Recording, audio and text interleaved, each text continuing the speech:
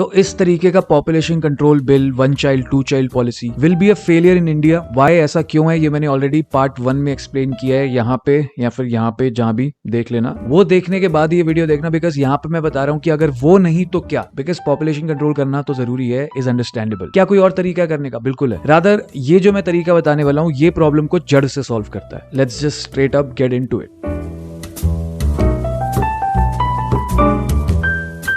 Okay, सबसे पहली और शायद सबसे इंपॉर्टेंट चीज यही है कि हम लेवल इंक्रीज करें विमेन एम्पावरमेंट और विमेन एजुकेशन का, और इसी वजह से मैं अपने आप को फेमिनिस्ट भी मानता हूं, बिकॉज ये बहुत जरूरी है हमारे देश के लिए। क्योंकि एक पेट्रियार्की वाले देश में औरतों को देखा जाएगा हमेशा एक ऐसी मशीन जो बच्चे पैदा करती है या फिर जो डोमेस्टिक हेल्प तक सीमित होती है। Okay, so second is to raise the standards of living. मैं कल अपने दोस्त से एक बहुत इंटरेस्टिंग डिस्कशन कर रहा था जहां पर हम इस बात पे आए कि देख, अमीर लोग एनीवे हमेशा कम रहेंगे, उनका प्रोपोर्शन कम रहेगा, वो चाहे कितने भी बच्चे पैदा करें। जब आती है गरीब लोगों की बात, तो वन ऑफ द रीजंस कि गरीब लोग इतने सारे बच्चे पैदा करते हैं बिकॉज वो एक एसेट की तरह देखे जाते हैं बच्चे, और ज्यादा पैसे कमा सकते हैं और ज्यादा फाइनेंशियल रिसोर्स बढ़ा सकते हैं एक हाउस होल्ड के। जैसे ही गरीबी से उठ के मिडिल क्लास में आते हैं, एकदम से कॉस्ट ऑफ लिविंग इंक्रीजेस, और जैसी कॉस्ट ऑफ लिविंग बढ़ती है, फैमिली प्लानिंग बहुत ज्यादा इंपॉर्टेंट हो जाती है। हर एक चीज की EMI देता है एक मिडिल क्लास वाला बंदा, गाड़ी की, घर की, उसके साथ साथ बच्चों को भी पालना होता है। वो सारे अपने जो डिसीजंस होते हैं अपने गोल के हिसाब से बनाता है, और मिडिल क्लास का हमेशा गोल होता है ऊपर बढ़ते रहना। तो वहां पर वो ये नहीं देखता कि वो 4, 5, 6 बच्चे पैदा करेगा, बिकॉज वो अफोर्ड भी नहीं कर सकता किसी भी तरीके से, और ना ही वो बच्चे उसके लिए एक ऐसा एसेट बन सकते हैं जो उसके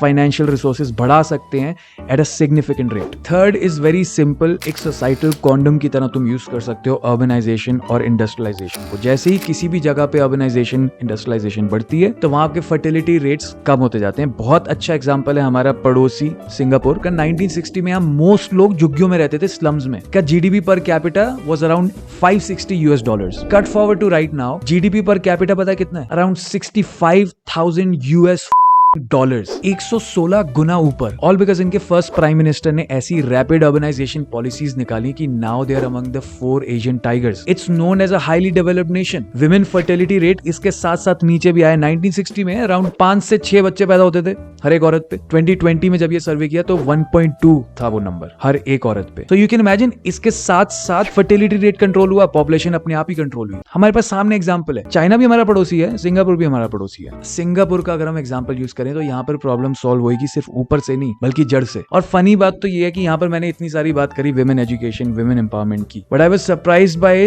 इस बिल में जो यूपी वाला था बिल, पॉपुलेशन कंट्रोल वाला, वहां पे एक और प्रपोजल किया गया था कि अगर आपकी 2 लड़कियां पैदा हो जाएं तो आपको तीसरा मौका दिया जाना चाहिए एक और बच्चा पैदा करने, बिकॉज लड़कियां are not enough, right. Population control करने का जो जड़ से तरीका है वो है विमेन एम्पावरमेंट बढ़ाना। और यहाँ पर ये पॉपुलेशन कंट्रोल बिल के अंदर ही विमेन एम्पावरमेंट की क्या हालात है वो दर्शा रहे हैं। It's very sad, it's sad but it's true. ये ऊपर से प्रॉब्लम को सॉल्व करे बिना, नीचे से, अंदर से, ऊपर मरहम लगा के कोई फायदा नहीं है जब तक हम जड़ से चीज को सॉल्व नहीं करेंगे, right. See you in the next video. सवाल जो मैं पूछूं तभी तो मैं इंसान हूं, दुनिया को मैं